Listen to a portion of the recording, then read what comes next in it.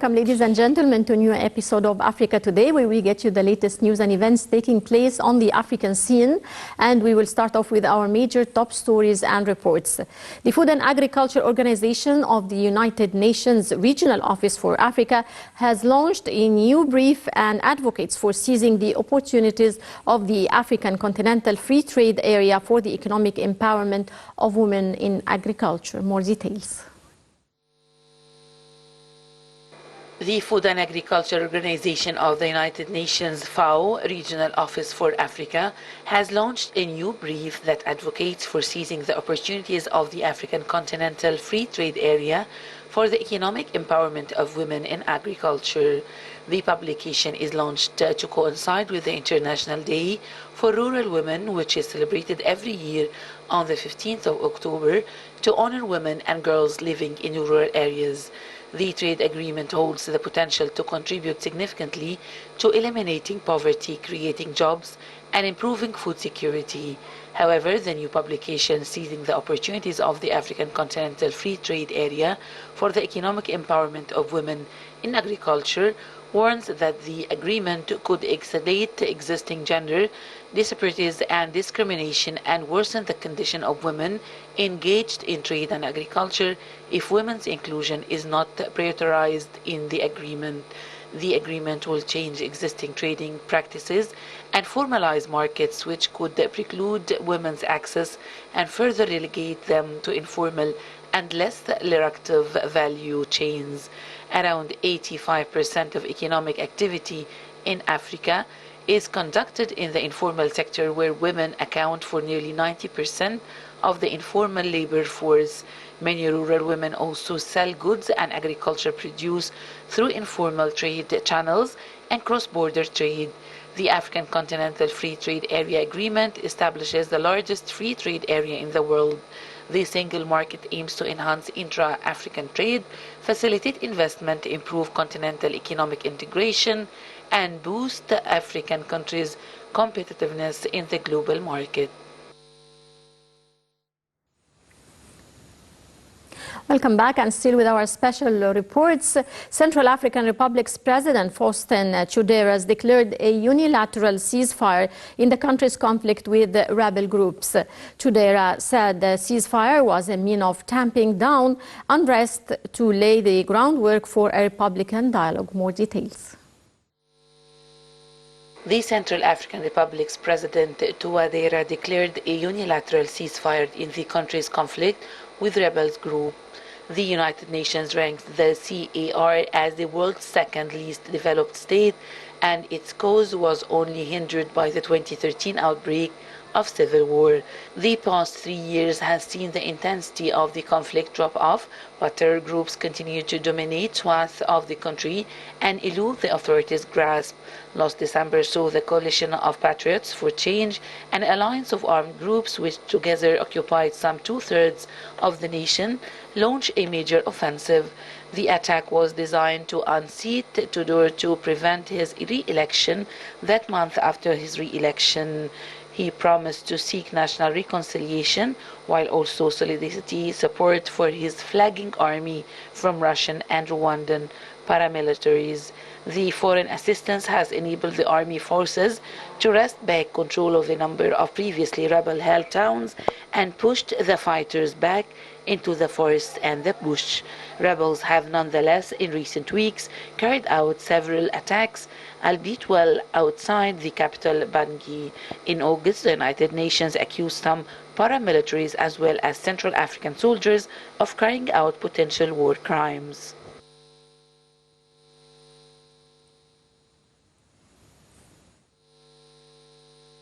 Welcome back, ladies and gentlemen, and still with our special reports and moving on to the DR Congo. The WHO said that vaccination against deadly Ebola disease began in the Democratic Republic of the Congo, eastern city of Beni, 5 days after reports of a new case. More details in this report. Vaccination against the deadly Ebola disease began in the Democratic Republic of Congo's eastern city of Beni, and the WHO says that 5 days after reports of new cases. The fresh case was reported in North Kivu, the same province where the vaccination program began. The new case confirmed on October 8th was a 2-year-old boy who had died 2 days earlier in a local clinic. He was from the same community where 3 family members have died in September after experiencing Ebola-like symptoms. Around 1,000 doses of the Ebola vaccine were delivered to the eastern city of Goma for distribution. The government in Kinshasa announced that the return of the disease in the east of the country was due. In early May, the DRC declared the end of its 12th Ebola outbreak, during which 12 cases were reported, with 6 deaths and hundreds of people vaccinated.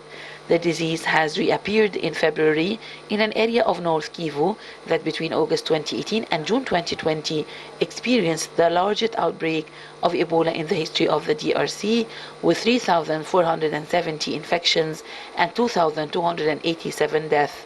Ebola was first identified in Central Africa in 1976. The disease was named after a river in the Democratic Republic of Congo, then known as Zaire. Human transmission is through body fluids, with the main symptoms being fever, vomiting, bleeding, and diarrhea.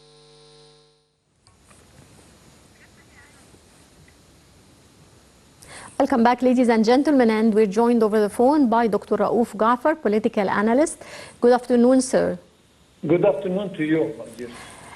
Dr. Ghaffar, Foreign Minister Sameh Shoukry participated in the third mid-year coordination meeting between the African Union and the regional economic communities on behalf of President Abdel Fattah el-Sisi. Sir, how do you see the significance of this meeting? I mean, we made an excellent comeback to Africa. Our presence now is essential from every aspect. So Egypt has not failed over the last year to be present in any gathering or any grouping or any occasion that involves Africa, African Union. I mean, ever since and even before we presided the African Union, we have always been there, and Egypt is always giving whatever it can to help and to assist our brothers and sisters in Africa. So the presence of our minister is important, and I think that this will happen every time they need us to come. That's all. Mm-hmm. Right. Well, sir, the foreign minister said that despite the challenges caused by the coronavirus pandemic, it has allowed African countries to boost more their cooperation, adding that Egypt has supported the African Center of Disease Control and the AU's COVID-19 Response Fund, in addition to its continuing support of the African countries during the pandemic. Well, sir, how do you view Egypt's support to the African countries in this regard? It never stopped. It never stopped from day one when an African country needed support and help. Egypt was there. We've supplied them with medical convoys, including equipment, including personnel, etc. We have seen this obviously in Sudan, South Sudan, in Tunisia and in other parts of Africa. This is in the beginning. And then we did not stop with that. We addressed the international community to help Africa by helping them overcome the crisis, by maybe giving away part of their loans to Africa, help in any way they can, provide vaccines, etc. From one side, we addressed the international financial institution to try and grant Africa help financially, grants, loans, etc. Again, to help support their economies during these hard time, I should say. And on top of all that, we started manufacturing vaccines ourselves to cover our domestic requirements and needs, and to be able to cover part, at least, of the African market. So Egypt has always been helpful, has always been there, and I'm sure it will continue to do so as long as it is. Right. Dr. Raouf, Foreign Minister Sameh Shoukry also underscored the vital role of the African Union Development Agency in allocating the needed resources to invest in the continent's integration agenda.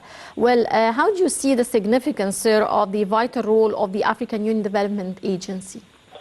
Africa is taking steps toward a full-size African Union. It will take place again in a long time, but again, at least steps should be taken. And one very obvious sign is the integration between the countries. Such programs, such funds, etc., is very useful and is imperative. I mean, we don't always want to count on financing and money coming from abroad, but as long as we can do it ourselves within the African continent, it is much better. And I think that we have started to see some fruits, and I'm sure that the cooperation through such organizations will be much better and much helpful and much beneficial to Africa. Of course, on top of any help and assistance that can come from abroad, but at least coming from inside is a very good example for complementation and integration between the African countries, one another. Right.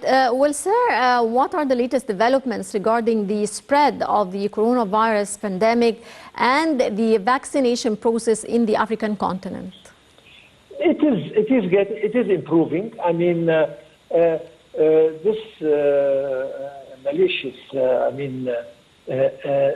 unfortunately, pandemic and virus is completely unpredictable. So, wave after wave, we never know when it will stop, where it will stop, and if another new species will show or will come up.